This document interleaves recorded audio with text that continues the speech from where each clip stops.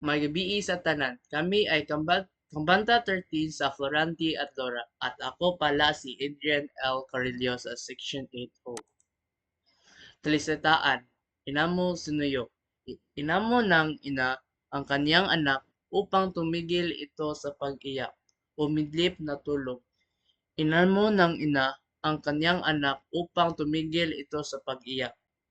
Sinapupunan. Ibaba ng hita ng pinagkakalungan, dibdib o suso na bibig ng tao o hayop. Inalagaan ng ina as sanggol sa kanyang sinapunan. Inamo suniyo.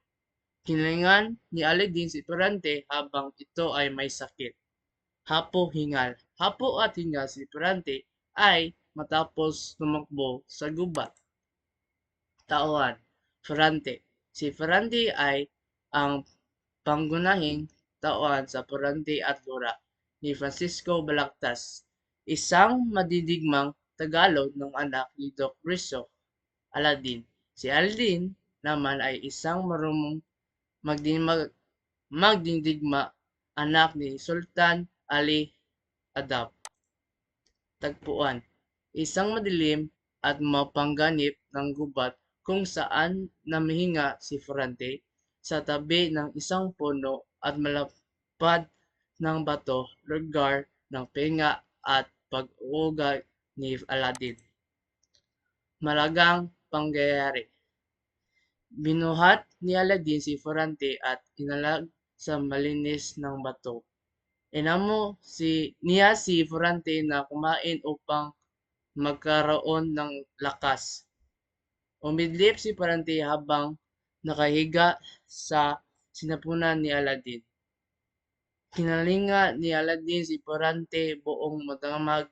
Kinamunggahan, gigising si Ferrante na mas lakas ang katawan.